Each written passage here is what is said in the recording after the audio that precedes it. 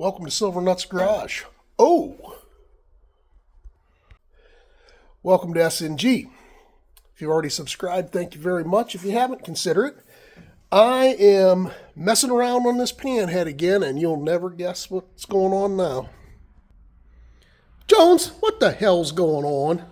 Well, we were trying to decide what we were going to do tonight. Doyle couldn't make it, so we thought we'd mess around with this a little bit. And you bought a seat for this bike. You bought a solo seat, deluxe for it. And I sat it on there, and I thought, that thing looks a little low. So we took the pogo out of it, and I think we're going to have to put some heavier springs in it. You calling me a fat bastard? Well, let's put it this way: if you don't put heavier springs in there, you're going to be bottoming that seat out down there and beating the heck out of that. So we're going to have to. We got a couple here, got a couple extra ones here. So I think we're going to take it apart, maybe put some of these heavy duty ones in there to get it up off of there a little bit, so you're not bottoming out when you're riding down the road. I think you're right. Then we did that. Then you got a new gas line here for your tanks. I did, and that was a story. Listen to this story, guys. I needed to get from the bottom of this fitting, which is the valve. It's where this valve's off at, down at the bottom. And it comes over, and it hooks up to this strainer that goes on the bottom of this Linkert carburetor. So I thought, well, I didn't know what kind of fuel tubing went to that, and I looked in the manual, I looked in the parts book, I looked up on YouTube, and I struggled finding information. I called the guy local guy here in Ohio from Lowbrow Customs. Good guy. He's their technical guy. He's the guy that does all their videos. And I wish I could remember his name. Son of a gun. It's Todd. And he said, "Man, did you call Strange Bird?" And I thought, Strange Bird? I know Strange Bird. I bought this piece right here. This crossover tube that came from that tank over to here. From Strange Bird over in Wasion. And so I called the number, and lo and behold, Jones, it was a 440 number. So I called and found out they were 10 minutes from Cleveland, and I was in Cleveland that day. So, long story short, I went ahead and went over there and met the owner, Billy. He makes all sorts of old parts. Great place. Look him up on the internet. And when I called him, I thought I was going to have to use tubing, or plastic or vinyl tubing or braided tubing or something like that. And he said, "Nah, I know exactly what you need. There's a rubber nut and a compression fitting." So he set me up with the right stuff. The nut comes around the cylinder head, and it'll go over and go into that strainer that I said. So I'm tickled to death. So that's what we were doing there. And what you got? What you got in your hand This there? is the seat that you bought. You just got this seat. You wanted an old-looking seat to put on there. That's a Solo Deluxe. Yep. Pretty nice shape for the year. It's got it's got that weathered look. The perfect weathered look. Got just a little hole there and one there, hole there. But you know what? You don't want to put a new seat on there. That right there is going to look just definitely what should be on this bike. Exactly. Then we put that on there, and we plugged off the other side, and you wanted to put gas in there and make sure it wasn't leaking here. Yep. We know we're not leaking any gas anywhere.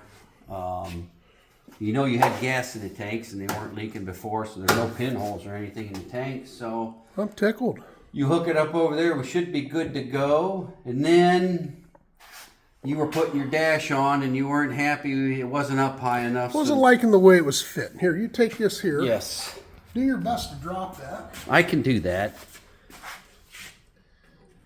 So now you were wanting to shim the dash. Well, you know what? I was, this thing, if this sits on here, if this Speedo, let's see here, I've got it apart now, sits on here like that, give or take. This comes on.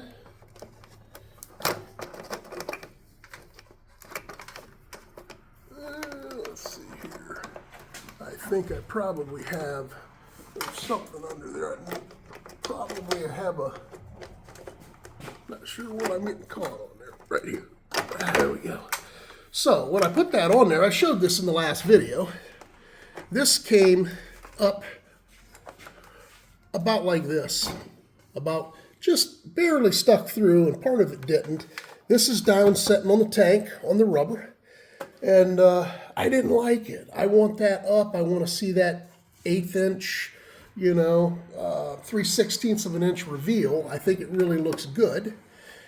And plus this isn't up in here, so I thought, man, I'll shim this. And then I thought, nah, I really need to shim the whole thing. And I thought, man, I'm gonna have to take these tanks off. And the guy at Strangebird said, nope, take the Speedo off and you can get to the 3 nuts that you need to and shim that base. So we did that. And I took the 3 nuts off of here. There's 2 that go in here.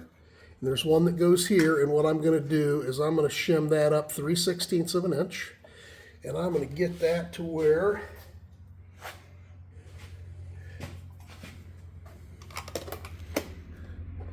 and Jones, you're the one, if anybody wants to see how he straightened this thing out,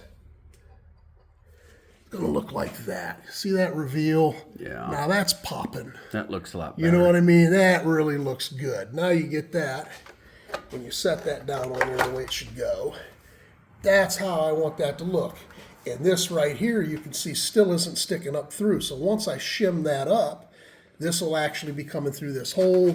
It'll look the way it's supposed to look. That's what we need to do to my 70. I have some issues with it, but it's, yeah, we need to do that, shim it up. That's what we'll do to your 70. So that's the scoop today. So once I get it shimmed up, we'll come back and we'll show you that, and we'll what else were we going to do? I'm going to try to put this seat on and figure out those springs, and we figured we'd just do a quick update. So there you go. Well, why don't you shut that down, and we'll come back and I'll show them the finished product when it's done.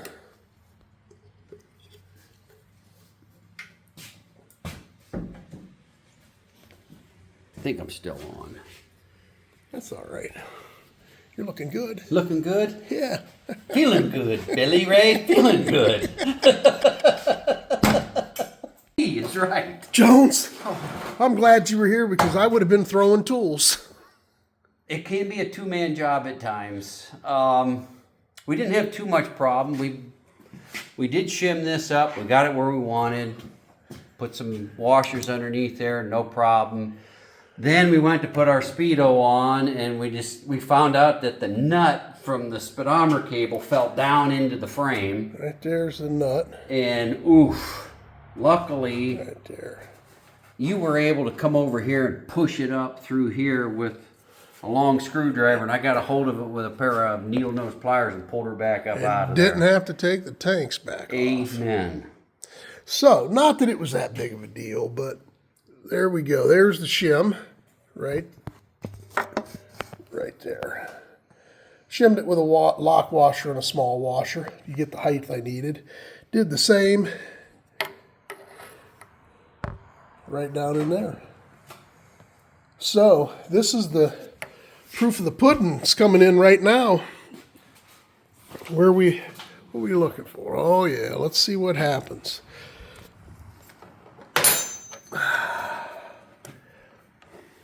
Where do I need to be there? Yeah, she's a little bit of a bear. I don't want to hurt the. There she goes.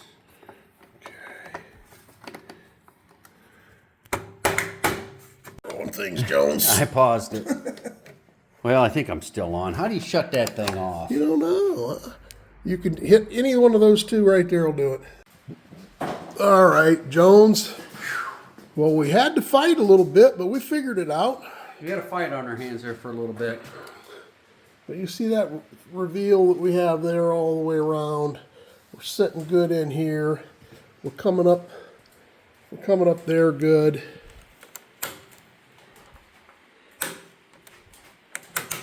I'm happy. There you go. Well, I'm glad you're happy because that was a fight. But we got it down on there.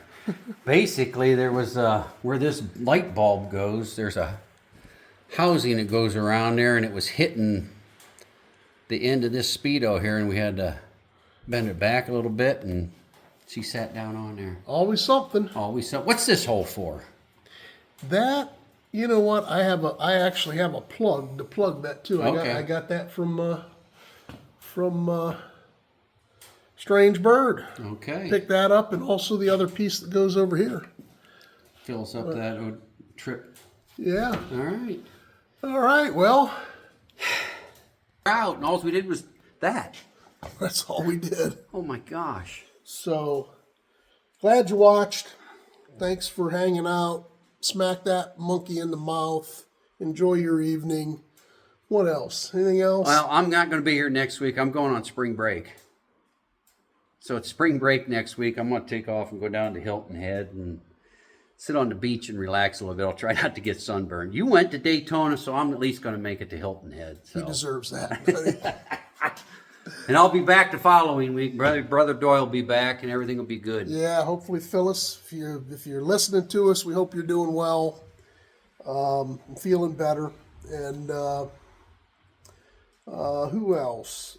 I think it's, and I may be pronouncing this wrong, but we've been watching. It's called Mo, and I think it's Horowitz World. I think, yeah. Is how you would pronounce it. Maybe if I'm wrong, let me know.